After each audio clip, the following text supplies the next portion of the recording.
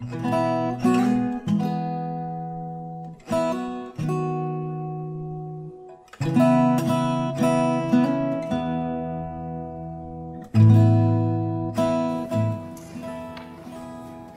tahu mulai dari mana ya, karena sebenarnya ada banyak hal yang mau saya ceritakan ke Bapak dan Ibu. Mungkin kalau Bapak dan Ibu melihat saya berada di sini, saya nggak tahu apa yang ada di pikiran Bapak dan Ibu, dan saya percaya bahwa mungkin banyak orang berpikir saya tidak layak untuk bisa menceritakan firman Tuhan. Tapi pada siang hari ini saya cuma mau bilang bahwa kebaikan Tuhan yang membuat saya ada di sini. Jadi saya percaya bahwa tidak ada satupun di dunia ini yang bisa mengalahkan kuasa Tuhan, dan saya percaya tidak ada dosa yang tidak Tuhan tebus. Kita percaya bahwa kita semua itu diperbaharui bukan karena kebaikan kita, tetapi karena kebaikan Tuhan. Dan izinkan saya pada pagi hari ini untuk sharing dari 1 Samuel 1. Kita sama-sama baca yuk.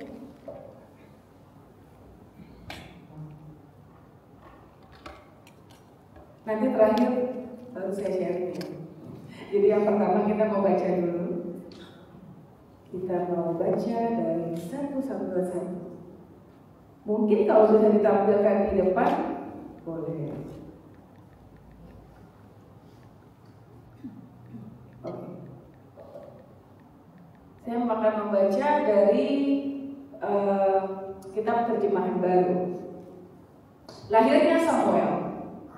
Saya baca yang ayat ganjil, Bapak dan Ibu baca yang gerak. Oke? Ada seorang laki-laki dari Ramatayim Zohim, dari pegunungan Efraim, namanya Elkana bin Yeroham bin Elihu bin Tohu bin Zuf, seorang Efraim. Demikianlah pembacaan firman Tuhan pada siang hari ini. Pada siang hari ini saya membawa Bapak dan Ibu semua untuk berwisata ke Perjanjian Lama, di mana di sini ada di sebuah rumah ya, di mana keadaan pada waktu itu adalah bangsa Israel itu lagi dalam masa kegelapan, di mana mereka menantikan seorang pemimpin yang akan membawa bangsa Israel kembali kepada masa kejayaan. Dan di situ ada seorang wanita bernama Hana. Kita udah lihat, kita sudah baca tadi ya, bahwa di situ kalau kita membayangkan situasi itu, kebayang gak sih kalau pada zaman itu ya ada memang budaya mempunyai lebih daripada satu istri itu hal yang biasa. Tapi jangan ditiru bapak-bapak, ya. Itu udah zaman Perjanjian Lama. Dan di situ saya membayangkan situasinya, di mana di sebuah rumah itu ada dua orang istri, di mana yang satu sudah mempunyai anak dan yang satu itu belum mempunyai anak. Nah ini Penina ini adalah madunya dari pada Hana. Dan saya terbayang ya, karena memang perempuan itu punya, kita ini walaupun terlihat alim, terlihat baik, tapi jiwa kompetisi kita tinggi banget ya. Wanita itu kompetisinya jiwa tinggi banget. Mungkin dulu waktu masih belum menikah dan punya anak, kompetisinya dari penampilan, ya kan? Habis itu setelah menikah, kompetisi suamiku lebih, gitu kan? Habis itu setelah punya anak, kompetisi anak, gitu kan? Anakku lebih daripada kamu atau apa gitu. Nah, di dalam rumah ini juga terjadi kompetisi, di mana Penina itu kayak suka apa ya? Kayak bikin kesel Hana gitu kan? Gue udah hamil, lo belum, mungkin dia bisa bilang kepada suaminya, saya perlu nih alat-alat untuk menyusui, gitu kan? Kan istri yang satu belum bisa menyusui, saya udah pernah gitu. Nah, kebayang nggak sih betapa sakitnya Hana? Ya, wanita itu memang kita paling kesel kan kalau merasa kita tidak bisa berbuat apa-apa. Kayak misalkan gini, pada zaman itu mempunyai anak itu adalah sesuatu yang sangat berarti bagi seorang wanita pada waktu itu. Dan saya yakin juga mungkin sekarang masih, walaupun mungkin zaman modern sekarang banyak tidak tidak sekental dulu gitu. Jadi mempunyai seorang anak itu adalah tujuan hidup dari wanita pada masa itu.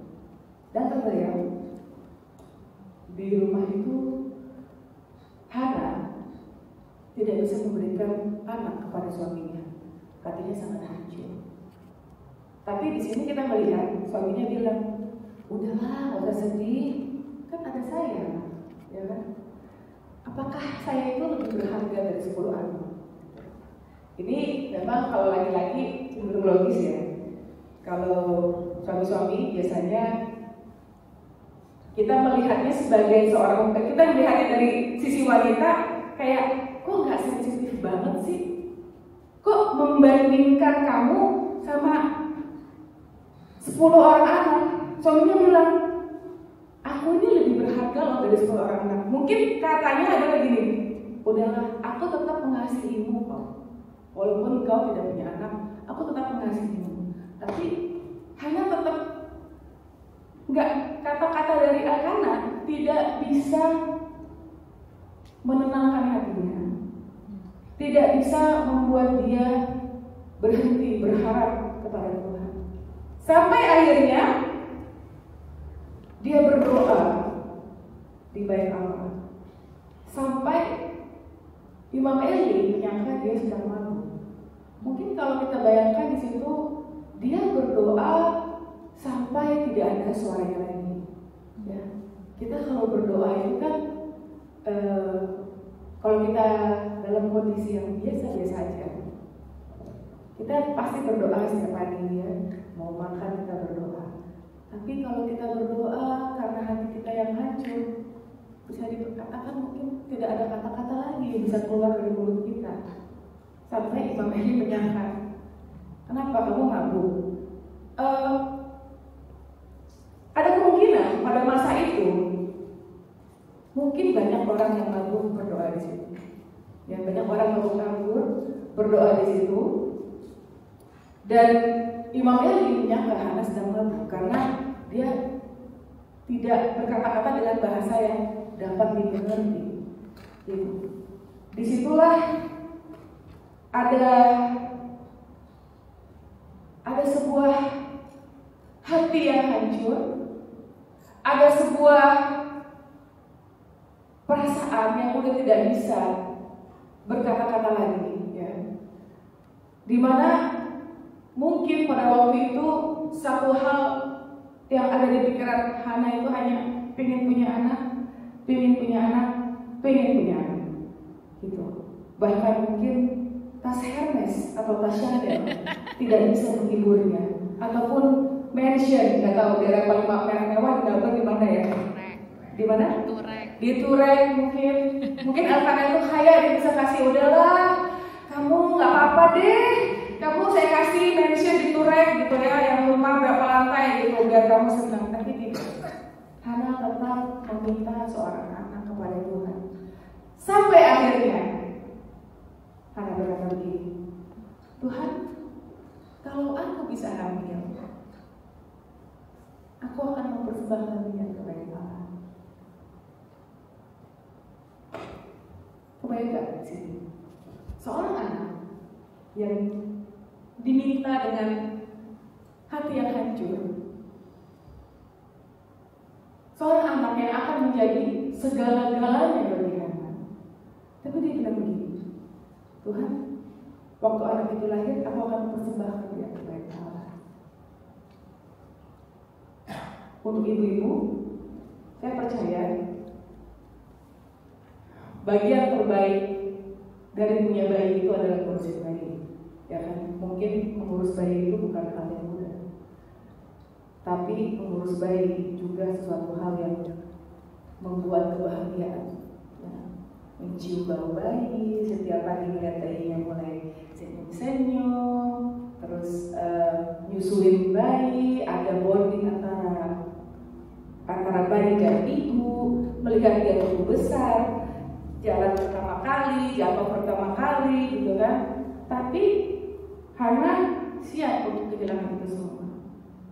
Hana siap untuk menyerahkan bayinya kepada baik Allah.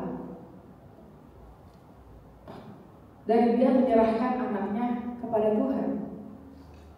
Jadi kalau kita bayangkan, Hana itu cuma kebagian hamil selama 9 bulan aja. Habis itu dia memberikan bayinya untuk Tuhan. Saya nggak tahu ya Bapak dan Ibu, secinta-cintanya kita sama Tuhan, ada yang mau nggak kayak gitu? Udah anak lama dinantikan, terus udah deh saya kasih kebaikan. Ngasihnya bukan pada saat besar loh, ya. Ada yang bilang, oh saya persembahkan anak saya ini jadi hamba Tuhan. Enggak. Dia betul-betul menyerahkan bayinya. Setelah disapi susu langsung dikasih kebaikan Allah. Kebayang nggak sih? Tapi di sini ada sesuatu yang menarik. Hana melahirkan Samuel. Dan Samuel itu menjadi seorang pemimpin yang pada akhirnya membawa Israel kepada masa kejayaan. Nah, kita mau lihat di sini. Kita mulai ke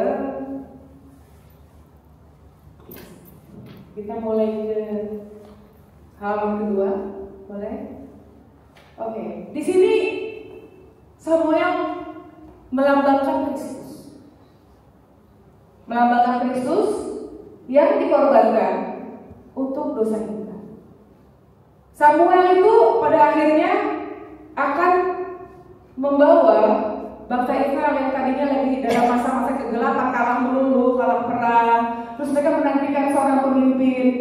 Doanya Hana itu bukan hanya memberikan Hana seorang anak, tetapi juga memberikan pemimpin kepada bangsa Israel. Dan di sini Samuel adalah melambangkan Kristus yang dikorbankan untuk menebus dosa kita. Kita boleh ke halaman 2. Dan di sini Hana melambangkan Allah, Bapa kita yang mengorbankan anaknya yang tunggal untuk kita. Itu mungkin melambangkan Bapa ya, bukan melambangkan Allah. Hana melambangkan Bapa yang mengorbankan anaknya yang tunggal untuk kita. Kebayang gak sih? Untuk dosa kita, untuk kita manusia berdosa ini, Bapa mengorbankan anaknya yang tunggal untuk kita. Dan itu melambangkan Hana. Boleh? Halaman 3. Dan Israel itu adalah kita. Kita ini adalah manusia berdosa yang selalu keras kepala dan menentang Tuhan. Boleh? Halaman 4. Dan Elia itu menggambarkan agama yang gagal menyelamatkan kita. Oke, sampai di sini saya mau bilang bahwa balik lagi kepada kesaksian saya pada pagi hari ini yang sebutkan yang tadi saya bilang. Bapak dan Ibu, saya merasa saya nggak layak untuk bisa sharing di sini karena saya nggak tahu apakah Bapak dan Ibu tahu kisah kami. Tapi dengan apa yang saya lalui dalam kehidupan saya, di mana saya bercerai dan dengan segala sesuatu yang pernah saya lakukan di masa lalu, saya nggak mau bercerita lebih lanjut karena ini menyangkut banyak orang. Tapi pada awalnya itu saya nggak pernah mau disuruh kesaksian ataupun berdiri di depan. Kenapa? Karena saya merasa saya nggak layak. Saya merasa saya nggak layak. Sampai pada akhirnya saya belajar bahwa ternyata memang waktu saya mengaku saya nggak layak, berarti itu saya lagi dalam kesombongan. Saya lagi dalam kesombongan, saya bilang bahwa saya nggak layak. Siapa yang bilang saya nggak layak? Bukankah Kristus sudah melayakkan kita? Kalau saya bilang saya nggak layak, berarti saya berpikir bahwa kuasa Kristus, kuasa pengorbanan Kristus tidak cukup untuk bisa membuat saya berani berdiri di sini memberitakan kebaikan Tuhan. Karena waktu saya berdiri di sini, it's not about me, it's about God. Kisah saya adalah kisah di mana Tuhan memperbaharui saya, memperbaiki saya, sehingga saya sanggup untuk memberitakan firman Tuhan yang kekal. Ya, seperti Hana. Saya percaya Hana datang kepada Tuhan bukan dengan sesuatu yang bukan dengan gagah. Ya, Hana datang kepada Tuhan bukan dengan gagah. Dia nggak bilang, Tuhan,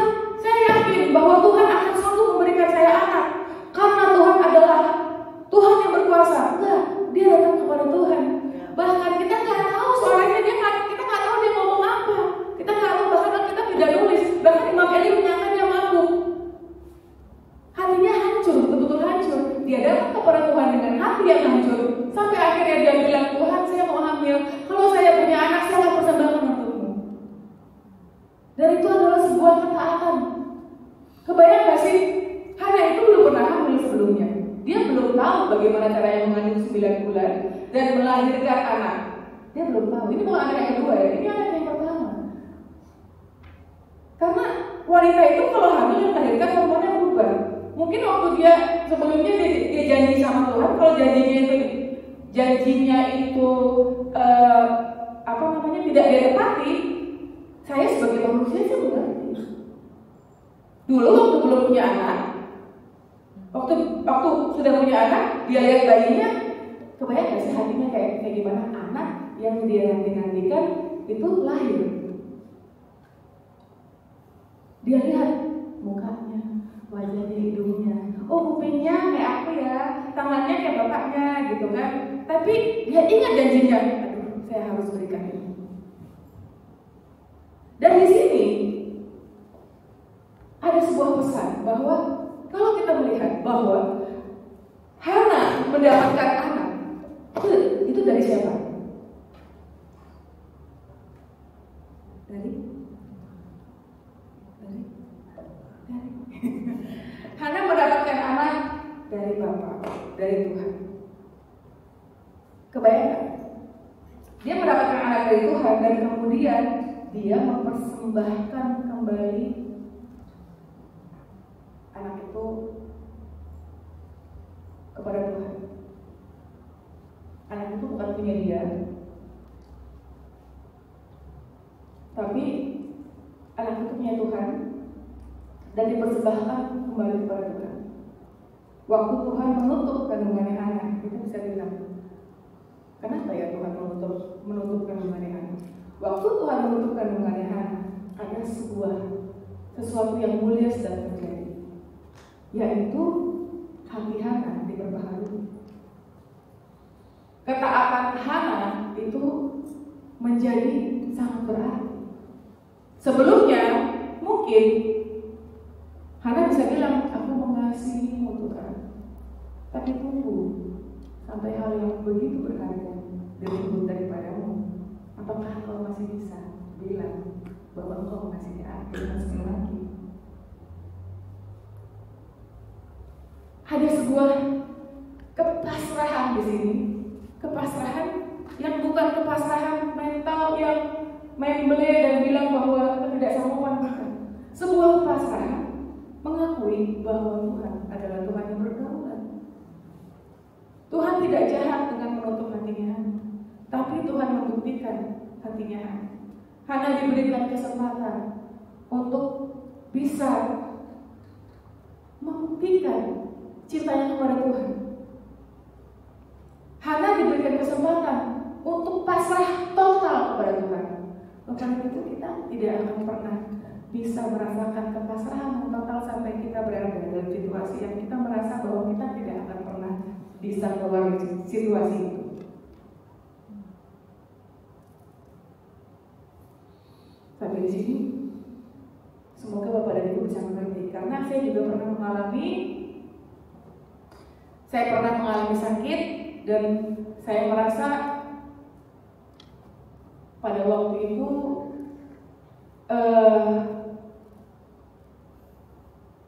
jadi gini, waktu saya sakit itu awal pandemi 2020, di mana kita nggak bisa kemana-mana, lockdown di Bali. Dari Bali itu bukan tempat yang terbaik untuk melakukan medical ya. Mungkin lebih baik di Singapura atau di Melbourne ya.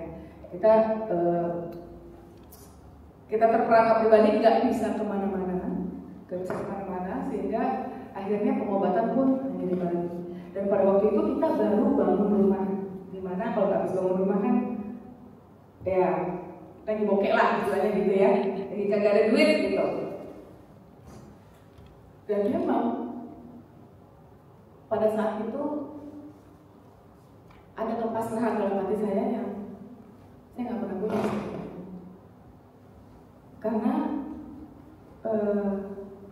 Karena saya itu tipe orang yang merasa bahwa itu sama ya, karena memang kan dari kecil mandiri ya, dari kecil sudah menjadi udah bisa membiayai orang tua gitu. Jadi ada kesombongan tertentu dalam diri saya yang saya nggak sadar, yang berwujud pada semuanya harus bisa saya tandingkan, ya.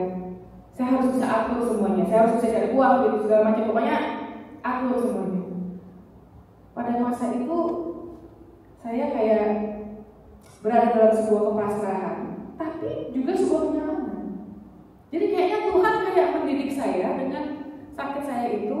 Tuhan mendidik saya untuk belajar melepaskan apa yang sebenarnya harus saya lepaskan. Gitu. Saya di rumah, saya dan suami ini dua orang berbeda. Suami saya pencipta lagu dan pemain gitar, ya. Sementara saya di rumah suka masak. Kebayang nggak? Suami saya tulis lagu ya, karena saya bisa nyanyi. Suami saya tulis lagu, terus tiba-tiba saya ngejokin dia. Saya bilang, sayang, jangan gini liriknya, ya. Kalau bisa nadanya jangan ke E, nadanya ke F. Kalau bisa nanti nadanya jangan terlalu begini dong, begitu. Apa yang dikatakan suami saya? Diam kau. Diam kau istri, kenapa? Itu bukan tugasmu. Kamu bukan pencipta lagu, ya. Kamu bukan pencipta lagu. Diam aja. Kalau lagunya udah jadi, syukur-syukur kamu saya boleh nyanyi. Itu juga syukur-syukur ya, belum tentu. Ya. Begitu juga dengan saya. Waktu saya masak, suami saya ini nyalain kompornya nggak bisa. Maaf saya. Udah saya ajarin, tapi dia tetap mau masak. Misalkan saya bilang, saya mau pergi dulu ya, ada makanan di kulkas. Dia iya ya, saya tahu pasti dia makan di luar. Jadi makanannya masih ada, karena dia nyalain kompornya nggak bisa. Makanya saya kayak mikir, kalau saya suruh dia masak ayam goreng lengkuas, ya, atau soto ayam, saya nggak mau makan. Ya saya dosa ya. Kita makan di luar aja. Kenapa? Karena bukan tugasnya dia. Begitu juga kita sama Tuhan. Kadang kita mau ambil tugasnya Tuhan. Kadang kita mau ambil, karena ini bukan bukan tugas kita. Saya waktu itu bilang sama Tuhan, Tuhan, saya nggak mau tahu. Pokoknya hidup ini milik Engkau. Kalau memang ini ngomong sampai ketakutan ya. Kalau orang boleh ngomong amit-amit gitu ya. Kalau memang nanti memang Tuhan memanggil saya dengan penyakit ini, saya percaya bahwa saya ketemu Tuhan. Kalau Tuhan izinkan saya untuk mengalami pengobatan yang luar biasa, saya operasi dan kemoterapi, saya percaya Tuhan akan menyertai. Saya percaya bahwa Tuhan mengizinkan saya untuk melewati titik demi titik dalam hidup saya, itu karena sesuatu yang sudah Dia taruh dalam hidup saya. Dan saya percaya apa yang Tuhan taruh dalam hidup kita itu semuanya adalah mendidik kita. Semuanya membawa kita kepada pemahaman yang baru, seperti dibilang, kan berubahlah oleh pembaharuan akal budimu. Dan kita tidak bisa berubah sampai kita mengalami hal yang memaksa kita untuk berubah. Seperti Hana, saya nggak tahu. Hana mungkin sebelumnya tidak seperti itu imannya. Ya, mungkin Hana hanya seorang istri biasa-biasa aja. Yang mungkin dia masak, melayani suami. Dia mungkin sebagai seorang istri, kalau dia hamilnya cepat gitu ya, kan bisa orang kalau habis nikah hamil gitu biasa-biasa ya, itu anaknya besar, habis itu anak kuliah, melihat cucu, kan happy aja gitu. Tapi enggak, Tuhan mengizinkan dia memasuki sebuah perjalanan yang dia tidak pernah sangka. Sampai akhirnya pengalaman itu membawa dia kepada sebuah ketaatan dan sebuah kepasrahan dan juga sebuah ketaatan. Tuhan menguji hatinya Hana dan Hana lulus uji. Sampai akhirnya kita lihat apa yang terjadi pada bangsa Israel. Samuel bisa membawa bangsa Israel masuk kepada masa kejayaannya dari doa seorang perempuan yang bernama Hana, dari doa seorang wanita yang bukan siapa-siapa. Hana bukan seorang wanita perkasa, dia bukan seorang wanita yang berkarir, bukan. Dia seorang ibu rumah tangga biasa yang menangis dan berdoa di hadapan Tuhan. Tapi dari Hana kita bisa melihat ada sebuah kebangkitan terjadi, dan kita percaya bahwa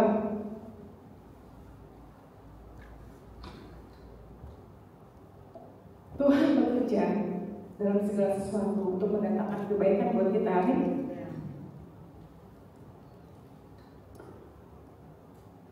Saya mau tutup dengan kalimat ini.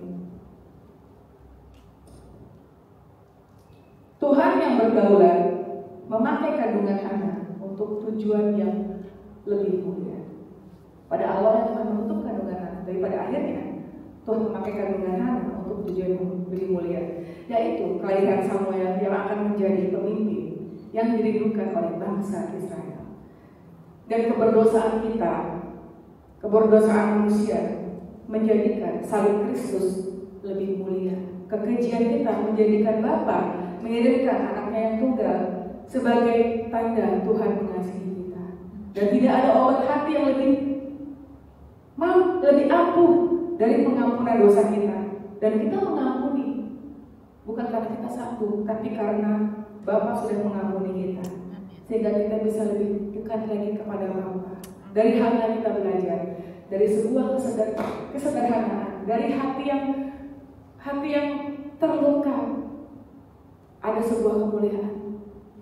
Dan saya percaya, saya nggak tahu Bapak dan Ibu yang ada di sini apa yang menjadi ganjelan atau apa yang menjadi sesuatu yang merupakan sesuatu yang bikin kita tertuduh. Mungkin ada dosa yang kita nggak tahu, bukan kita nggak tahu. Mungkin ada dosa yang banyak orang lain nggak tahu. Mungkin ada sesuatu yang kita tutupin. Tapi kita mau punya pola pikir bahwa semakin besar dosa kita, semakin kita harus berlutut dan berdoa kepada Tuhan. Kita minta ampun kepada Tuhan, Tuhan akan memberikan kita kelegaan dan membawakan kita. Tuhan itu Tuhan yang memuji hati. Kita juga akan tahu seberapa besar sih kita mengasihi Tuhan. Karena kita bisa aja bilang kita mengasihi Tuhan, sampai pada saatnya ada sesuatu, kita diperhadapkan pada sesuatu, baru kita menyadari Tuhan, kita aku cuma segini aja. Dan saya mau bilang bahwa cinta kita memang sedikit, tapi cinta Tuhan yang begitu besar pada kita. Dan itu dia wujudkan dengan mengirimkan anaknya yang tunggal buat kita. Dan kita percaya kalau kita menerapkan hal itu kepada cara kita bergaul, cara kita berumah tangga, itu semuanya akan terasa lebih indah. Jadi sedikit saya mau cerita ya, Bapak dan Ibu. Saya dulu bercerai, dan saya mengharapkan pernikahan saya yang kedua ini akan lebih berbahagia. Ya dong, maksudnya cerai terus menikah lagi terus gak bahagia, ini gak mungkin lah gitu kan. Saya pengen berbahagia, tapi tahu nggak Bapak dan Ibu, selama kita mengandalkan kebahagiaan kita kepada suami kita akan berada dalam bahaya, karena kita tidak akan pernah puas. Karena suami ataupun istri kita itu orang yang gak sempurna. Dulu saya pikir saya mendapatkan lebih baik, tapi coba tahun demi tahun kita lain sama aja. Jadi saya bisa bilang bahwa ya sebenarnya perceraian bukan jalan keluar. Jalan keluar adalah kita memperbaiki diri kita. Kita bukan dalam arti bukan memperbaiki diri kita dengan usaha kita, tapi kita mengevaluasi diri kita. Apakah kita terlalu menggantungkan kebahagiaan kepada orang lain? Apakah kita menggantungkan kebahagiaan kita kepada anak kita, sehingga nanti waktu orang kita mengecewakan kita jadi kecewa berat? Karena kita itu manusia banget. Semakin besar harapan kita, semakin besar kekecewaan, benar nggak? Semakin kita mencintai orang, semakin orang itu semakin punya kesempatan untuk bisa menyakiti kita. Tapi waktu kita mengasihi Tuhan, hanya Tuhan yang bisa memberikan kasih dari kita. Kenapa? Karena Dia menciptakan kita. Saya juga bingung waktu saya sakit, saya gini sama Tuhan, kok saya nggak takut ya? Beneran. Dan itu waktu saya sakit itu kondisi saya masih, ya maksudnya pemahaman saya akan firman belum dalam gitu ya. Tapi saya cuma mikir, kok saya nggak takut ya? Oh Tuhan sudah siap itu. Dia taruh di hati saya waktu yang ringan. Saya ingat banget waktu saya diambil cairan di paru-paru itu, jarumnya segini Bapak Ibu, gede banget. Terus saya cuma doa Tuhan jangan sakit dong. Bener loh nggak sakit, bisa nggak sakit loh. Sampai sekarang juga saya masih bingung, dokter aja bingung. Tuhan yang nyiptain kita, udah percaya aja sama Dia. Ampuni orang-orang yang bersalah pada kita. Kenapa? Karena Bapak sudah mengampuni kita. Kalau kita setiap kali melihat, wah Tuhan begitu mengasihi saya, dia udah memberikan anaknya yang tunggal, nggak ada satu orang pun di dunia ini yang bisa memberikan nyawanya buat kita. Wah itu kita tenang banget. Kita merasa benar-benar dikasihi. Kita nggak usah ngemis-ngemis lagi kasih dari orang lain. Kita nggak usah lagi mengemis validasi dari teman-teman kita, pergaulan kita. Kita nggak usah lagi ngemis minta pengakuan dari pasangan kita. Kenapa? Itu bonus. Itu bonus. Makanya kalau mau menikah ya memang hati-hati ya. Makanya ada konseling pernikahan. Jadi biasanya masalah yang terjadi dalam pernikahan itu memang sebetulnya udah ada sebelumnya. Tapi terkadang suka kita tutup mata ya. Makanya katanya kalau nikah, kalau mau menikah, buka mata selebar-lebarnya. Waktu udah menikah, tutup mata rapat-rapatnya. Seperti itu. Itu aja sih. Pada siang hari ini saya mengundang kepada